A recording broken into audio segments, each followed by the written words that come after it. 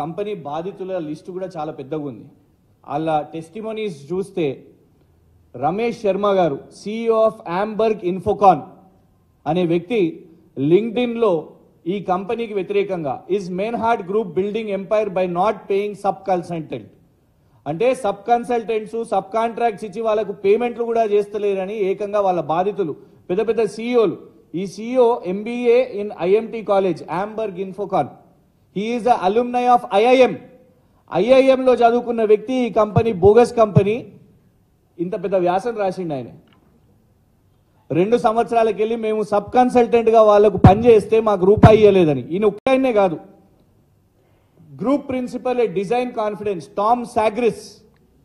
Tom సాగ్రిస్ అనే ఇంకొక వ్యాపారవేత్త, ఆయన కూడా మేము ఇన్వాయిస్లు పెడతాం, 2 సంవత్సరాల ఇన్వాయిస్లు పెడతాం, ఈ ఓమర్ షేజాద్ అనే వ్యక్తి ఎగ్గొట్టేసిండు మాకు పైసలు ఇవ్వకుండా అని, మాతోని బిజినెస్ చేసి మాకు ఎగ్గొట్టేసిండు అని ఆయన కూడా పెట్టడం.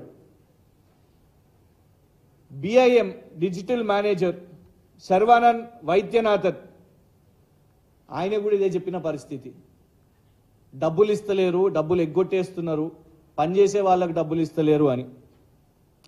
Director at Arcop associates private limited Nitin Gupta, వాళ్ళు కూడా పనిచేస్తే ఇదే మెయిన్హార్ట్ అనే కంపెనీకి పనిచేస్తే అసలు poor services, the services that they offered were extremely poor, and later we found out that they had outsourced to some individual engineers without our approval or knowledge. వీనికే contract ఇస్తే మళ్ళీ వీడి వరకు అవుట్ సోర్సింగ్కి ఇచ్చిండంట. ఎందుకు మన తెలంగాణ హర్షద్ రేవంత్ మేతా గారు ఇట్లాంటి ఫ్రాడ్ కంపెనీలను తీసుకొని వచ్చి, మొన్ననేమో గోధి అని 8,000 కోట్లు కేవలం ప్రచార ఆర్భాటం కోసం మాత్రమే అని అనుకుంటే, మరి ఇక్కడ ఎస్ ఈశ్వరన్ గారు, ఎందుకంటే ఎస్ ఈశ్వరన్ గారు సింగపూర్కి వచ్చినప్పుడు ఆంధ్రప్రదేశ్కు మెయిన్హార్ట్ అనే కంపెనీని తీసుకొని వచ్చారు. చంద్రబాబు నాయుడు గారు ఫస్ట్ టైం సింగపూర్కి 2014-15లో వారు ముఖ్యమంత్రి అయినప్పుడు, అంటే రాష్ట్రం విభజన అయిన తర్వాత ఆంధ్రప్రదేశ్కి ముఖ్యమంత్రి అయినప్పుడు అక్కడికి వెళ్ళినప్పుడు, సింగపూర్కి వెళ్ళినప్పుడు కలిసిన కంపెనీలలో ఇదొకటి మెయిన్హార్ట్. అదే మెయిన్హార్ట్ ఇప్పుడు మరి చంద్రబాబు నాయుడు గారి శిష్యుడు అయిన రేవంత్ రెడ్డి గారిని కలవడానికి ఇక్కడికి వస్తారు. వీరేమో ఆల్రెడీ ప్రచార ఆర్భాటంలో చాలా ప్రసిద్ధిగాంచిన సంస్థ, చాలా పేరున్న సంస్థ, వాళ్లకు మనం మూసీ నది కార్యక్రమము మొత్తం పరిశుభ్రత చేయడానికి దాని ప్రాజెక్టు అప్పజెప్పేస్తాము అని, ఎలాంటి టెండర్ లేకుండా అని ప్రకటనలు, లుకౌట్ నోటీస్ అంతర్జాతీయ క్రిమినల్కు 3,000 కోట్లు ఎగవేత చేసిన క్రిమినల్కు ముఖ్యమంత్రి గారు పక్కన కూర్చోబెట్టుకొని సమావేశాలు ఏర్పాటు చేసి మరి ఏం చేసే ప్రయత్నం చేస్తుర్రో కాంగ్రెస్ ప్రభుత్వం చెప్పాల్సిన అవసరం ఉన్నది. ఇట్లాంటి ఫ్రాడ్ సంస్థలకు తెలంగాణను దారదత్తం చేయడానికి ఎవరు కూడా సహించరు. మొన్న గోధి విషయం మీద కూడా మౌనం వహించారు, సమాధానం చెప్పలేదు. ఎట్లా 27 లక్షల కంపెనీకి 8,000 కోట్ల పెట్టుబడి ఎట్లొస్తుంది అనేది ఆ ప్రకటన, దాని మీద సమాధానం లేదు. దీని మీద సమాధానం చెప్పాల్సిన అవసరం ఉన్నది. ఇంటర్నేషనల్ క్రిమినల్స్ కోసం తెలంగాణ కాంట్రాక్ట్లు వితౌట్ టెండర్ ఎట్లిస్తారో సమాధానం చెప్పాల్సిన అవసరం ఉన్నది.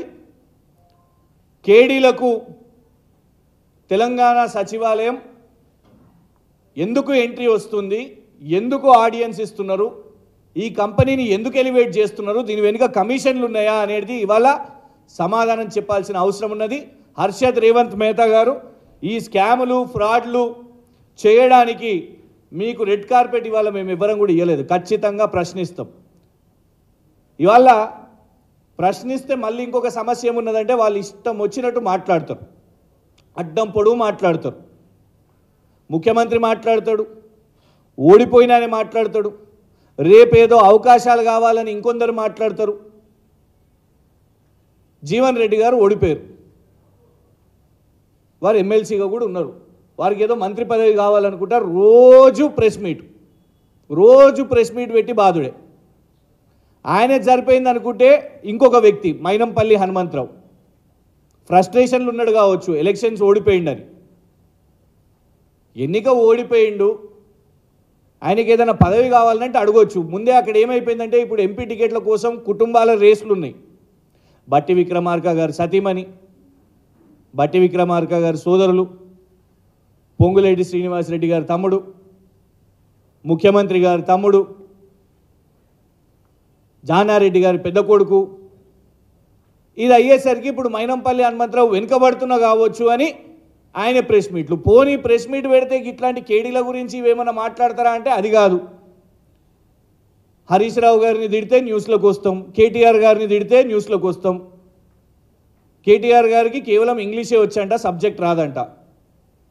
మైనంపల్లి హనుమంతరావు ఎంత కన్ఫ్యూజ్డ్ మనిషి అంటే ఒకసారి ఆయన ఎన్నికల అఫిడవిట్లో బీబీఏ డిగ్రీ అని పెడతాడు, ఇంకోసారి మళ్ళా ఇంటర్మీడియట్ అని పెడతాడు. అరే పోనీ డిగ్రీయా ఇంటర్మీడియటా అని అడిగితే ఎందుకు వచ్చిన పంచాయతీ అని ఈసారి ఎన్నికల అఫిడవిట్లో ఏ డిగ్రీ పెట్టలేదు, ఇంటర్మీడియట్ పెట్టలేదు, డిగ్రీ పెట్టలేదు. ఇంతకు ఏం చదువుకున్నాడో తెలియదు. గట్లాంటి వ్యక్తి కేటీఆర్ గారి చదువు గురించి మాట్లాడవచ్చునా? వాళ్ళ కొడుకు డాక్టర్ అనుకుంటా, ఒరిజినల్ డాక్టరో ఏం డాక్టరో మాకు తెలియదు. ట్రీట్మెంట్ ఇవ్వాలి మైనంపల్లి హనుమంతరావు అనే వ్యక్తికి, అవసరం. ఎందుకు అంటే అదే భాష మేము మాట్లాడవచ్చు. రేవంత్ రెడ్డి మాట్లాడే భాష అది మాట్లాడినందుకే ఏమైంది, బాల్క సుమన్ గారు సమాధానం చెప్పగానే కథం కేసు. గింత పిరికి వల్ల ఉట్టిగానే అర్చుడు. ఆయన అసలు ఎవరు పట్టించుకుంటూనే లేరు. ఎవరు మాట్లాడిరు అసలు మైనంపల్లి హనుమంతరావు గురించి? ఎవరైనా మాట్లాడిరా? ఆయనది కేటీఆర్ గారి హరీష్ రావు గారి స్థాయే కాదు.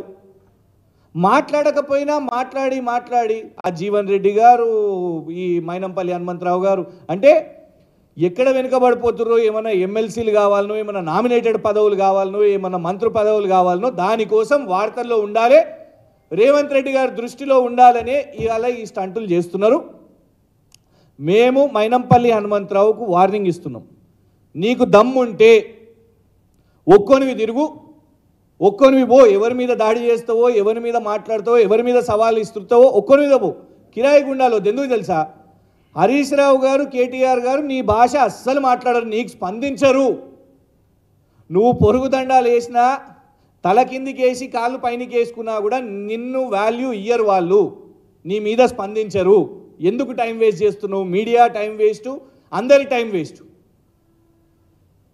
నువ్వు నిజంగా ఏమన్నా కావాలి, నీకు ఏమైనా పదవులు కావాలంటే పో, రేవంత్ రెడ్డి కాలు మొక్కుతావో, సోనియా గాంధీ గారు కాలు మొక్కుతావో, రాహుల్ గాంధీ గారు కాలు మొక్కుతావో అట్లా తెచ్చుకో పదవులు.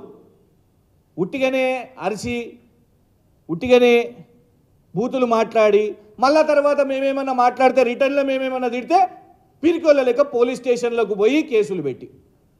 ఖచ్చితంగా బాల్క సుమన్ గారి విషయంలో కూడా కాంగ్రెస్ పార్టీ పిరికి పందల చేష్టలు చేస్తుంది అని అర్థమవుతుంది. ఫస్ట్ మాట్లాడింది తెలంగాణ ముఖ్యమంత్రి హర్షద్ రేవంత్ మెహతా.